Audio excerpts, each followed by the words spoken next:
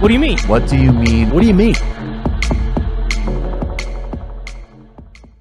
Okay, I would like to first start off by thanking everybody who sent an email to Dean Johnson, the Mayor of Kimba. If they saw my post somewhere on the internet, or if I just straight up asked you to, shout out, thank you very much. I sent my email pretty much as soon as I saw him on an ABC report where he was disturbingly happy over a court ruling. Alright, you're going to want to get comfy. I'm going all in on this one. Okie dokie. On the 12th of July 2019, which was like last Friday, Justice Richard Conway White found that it did not contravene the Racial Discrimination Act to exclude the Anumatna and Bangala people. I tried my best. But exclude them from the ballot held by the Kimba Local Council on whether to have a nuclear waste facility, so nuclear waste dump. And oh boy, have I got something to say about all this. Like, seriously, this dude was way too happy, disturbingly happy. Like, it was scary. So, for anybody who was wondering, this was the email and I put it up as a template in case anyone just wanted to copy paste and send it. And it was short and simple. The subject was court ruling. To the Mayor of Kimba, Dean Johnson, why did you fight to stop Indigenous people having their say about the nuclear waste facility? Was it because they would most likely vote against it? Or are you racist? Or a bit of both? Looking forward to your response. Covers pretty much everything. Now, Kimba is a town just above South Australia's Eyre Peninsula, about 800 people, and one of those people is a farmer, Jeff Baldock, who's been mentioned in a few different articles about this topic because he, and quote, volunteered and quote, nominated his land. I don't know why they're trying to make it seem like this guy's not going to get bucket loads of cash for this if it does go through. But yeah, Jeff's another person that was very stoked over this court ruling. Oh, and here are a few brilliant quotes from Jeff that the ABC decided to publish. Quote, now hopefully we get to have our democratic vote if nothing else gets in the road. And, quote, you hope it wouldn't be too long. Our community's been waiting on this for a while and everyone just wants to have their say. End quote. Remember that one. And before I go through the court case, let's go through a little bit more information about Kimba and about a nuclear waste facility. Now, thanks to Senator Rex Patrick and the old Freedom of Information, it's been revealed that there's people struggling with their mental health because of this proposal in Kimba. There's division in the town and people are boycotting businesses because of their views. And in a town of 800, I can't see that going too well. I can see that really screwing people over. It's really interesting because also in this report from the government's industry and something agency, it has in 2015 level of community support 51%, level of community opposition 49%, and then it has key concerns raised, community spirit, produce quality / reputation, and the process is flawed. In the 2016 it goes to 56% support, 41% opposed, and 3% undecided. And then 2017, 57% support, 42% opposition, and they don't have it available to see the percent of undecided or unknown views, and the key concerns being community division, agriculture, reputation, and the process is flawed. Now, interesting how the final note on this is, overall, during the period, support has increased by 5%, likely due to extensive community engagement. Now, my argument for that is how it's also stated in the article where I got this report from. It says that people have left because of it. People have moved from Kimba. Now, you'd assume that the people have moved are people that do not support the idea, and if you move away, you're not there to say no, so of course the vote supporting it's going to stay up, because the people that support it are probably staying there, and yeah, I think the process is flawed. Now, a little bit about a low-level nuclear waste facility, like what they plan to build here, which is supposedly going to bring jobs or whatnot, because there is 100 sites over Australia where we store nuclear waste, with 85% of it being because of Lucas Heights nuclear reactor in Sydney for making nuclear medicine, and we also take international waste, and they want to build one central lies dump and just put it all there. I think that's what this is what they're talking about. Now, looked into it a bit more, I did research, and low level, to my understanding, are things that, like, especially in this context of the medical sense, where they've got drums, like the drums you picture, the metal drums full of cloths that were used to wipe down benches. And yeah, where if they had to demolish a vicinity that had materials used in it, and then they ripped up the concrete to dispose of it in a metal drum. And that is become waste. So it's essentially just like a normal dump. Alright, I've gone over Dean Johnson, the mayor, Jeff Baldock, the farmer, and before I get to Richard White, the judge, in my opinion, they're the three bad guys of this story, gotta quickly cut into one other semi-bad guy. The fuck are you doing, ABC and SBS? I get it, you're propaganda, but seriously, come on, like, you went back to this farmer a million times for his opinion. Very hard to find the opinion of one of the indigenous native land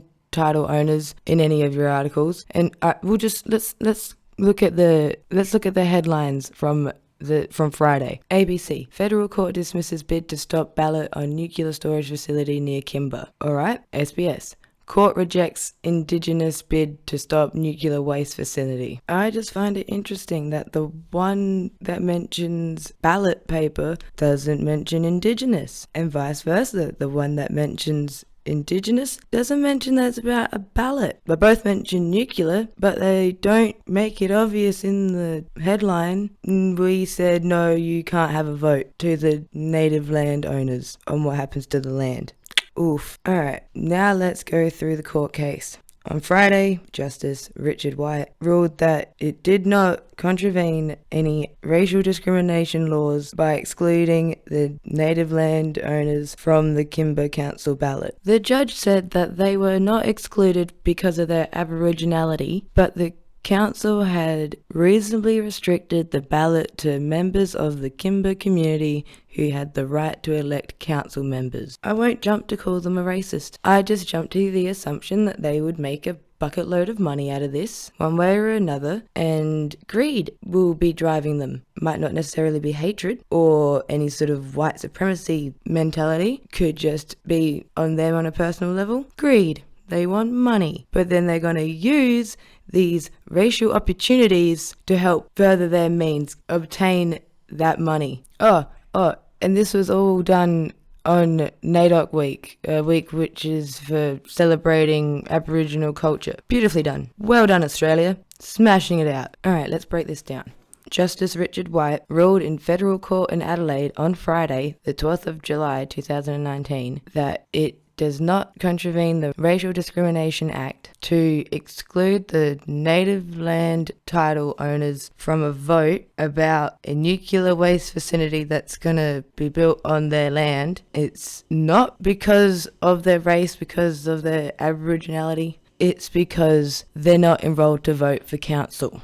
Now just clear your mind of any Australian mainstream media bullshit and let's take nuclear out of it and let's pretend it was for anything else. Absolutely anything else. And they're having a ballot for what to do with the bit of land. And everyone in the town's going to get their vote. And here in Australia, they turn around and say, no, the native land owners, you can't have your vote in this because you're not enrolled. You're not part of our system. You don't get to use the same rules as us. We're going to come and take your land, make up our own laws, pretend to say that you're a part of them, but not really. That's the issue I'm taking beef with. Disregard nuclear. Don't really give a shit right now. We had a federal court rule saying the people that were originally here don't get a say on what happens to the land because their entitlement to the land is only because they've always been here. They don't have a little town and a council and a mayor that they elect, so they don't get to decide whether they bury stuff that has to be there for fucking ever. Because it's just sort of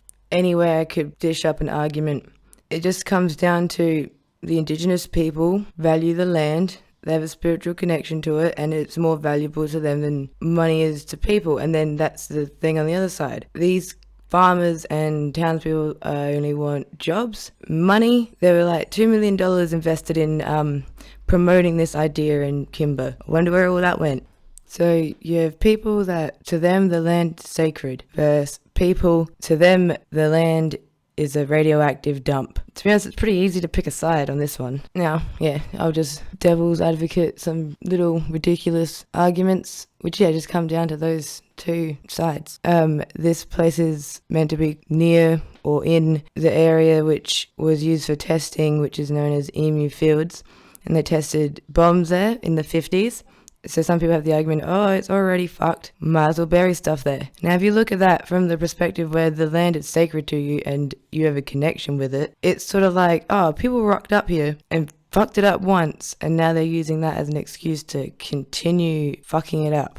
Alright, I'm so angry. I gotta do a quick summary and just wrap this up. Alright, so a ridiculous court ruling that said the people that originally were here can't have a say on what happens to the land because they were originally here, essentially, and a media that makes you go, at least you tried, reporting the bare minimum of information at the last minute with their main go-to reference not being Indigenous people or a variety of people from the town. Seems to always be the same farmer who has volunteered to put his hand out for a check for his land. And that farmer said that he's happy with the court ruling because people in the community just want to have their say, unlike the Indigenous people who were excluded from the ballot who just wanted to have their say. So of course the guy who's going to make money from it is happy that the people that were most likely going to vote against it couldn't get a vote at all. So you can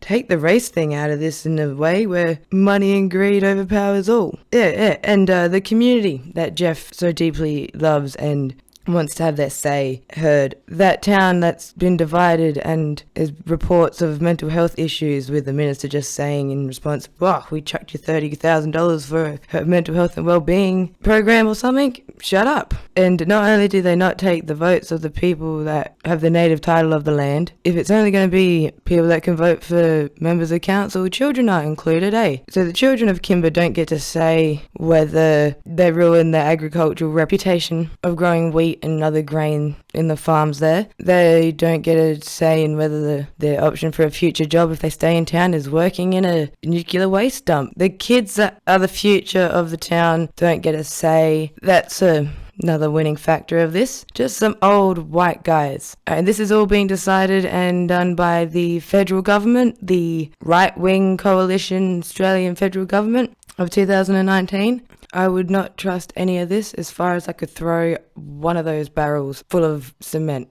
Now, considering how the court ruling went and what it was on, and considering how happy the people that seem to be financially benefiting from this situation seem to be, I do not think this should be going ahead at all. No fucking way. This shit's all over democracy, this shit's all over the environment, this shit's all over any respect we have for the Indigenous people of this country. It is disgusting, it is disgraceful, and from the report that came out from the Freedom of Information Act due to the South Australian Senator, after seeing how they used percentages and what the key issues were with the support and opposition of this project amongst the people in Kimba, I seriously demand there be an inquiry or an investigation into those numbers, what those percentages represent, because if it's over years and the people that support the idea are staying there and the people that oppose it are leaving, then of course the percentage of people that agree will go up and the people that oppose will go down because they're leaving. You can't use